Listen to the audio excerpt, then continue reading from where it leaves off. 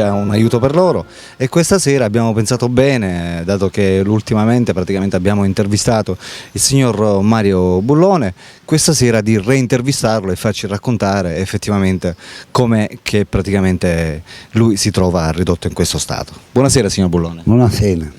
Allora, mi dica signor Bullone, diciamo la sua vita, parlando della sua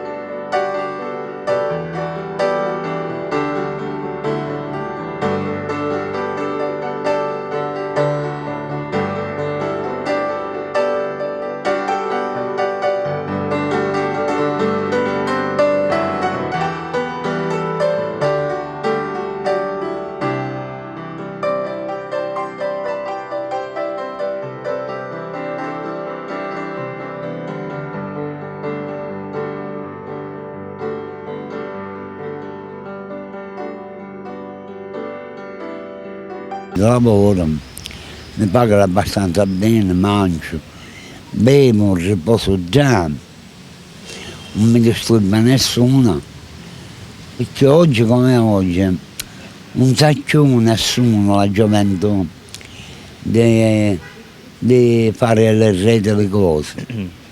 No, mi chiamano spesso. Ora, Quindi le voglio dire un'altra cosa, scusi, se l'autorità locale oppure non so qualche altra persona la vorrebbero aiutare a cambiare vita, lei sarebbe disposto a cambiare? secondo l'attività di quello.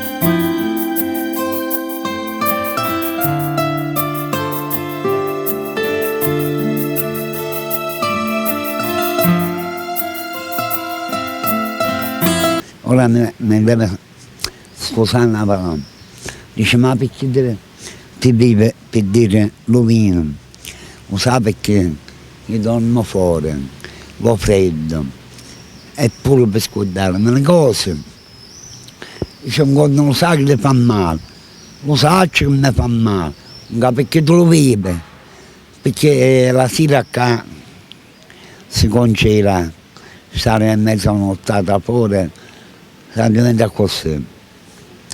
Lo vino mi riscalda anticchia, a mentre mi fumo una sigaretta, a mentre sa che soldi mi accatto qualcosa da mangiare, insomma, Certo. mi ripiglio. Però non è che non lo capisco che lo vino mi fa male. Certo. Perché parlo con certi cristiani, dice a me lo vino male mi fa, vedi che l'alcolico brucia l'intestino, ti naga, diventa scemonito, non capisce più niente. Certo.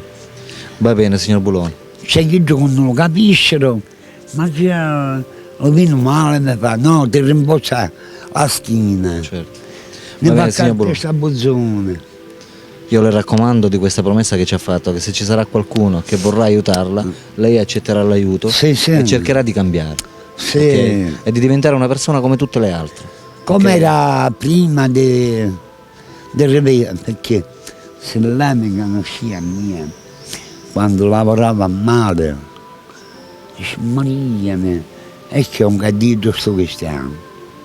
Ora per me è Certo. cadere a testa buzzone. Va bene. Ok, amici telespettatori, come ripeto abbiamo sentito la storia del signor Bullone, Mario Bullone. Ripeto, se fra di voi c'è qualcuno che ha intenzione di aiutare il signor Bullone, può venire tranquillamente a cercarlo perché lui accetterà l'aiuto. Ok? Accetto io. Per la rubrica del Un aiuto per loro, Alberto vi saluta e insieme al signor Bullone. Bologna, ti saluto. Ciao amici.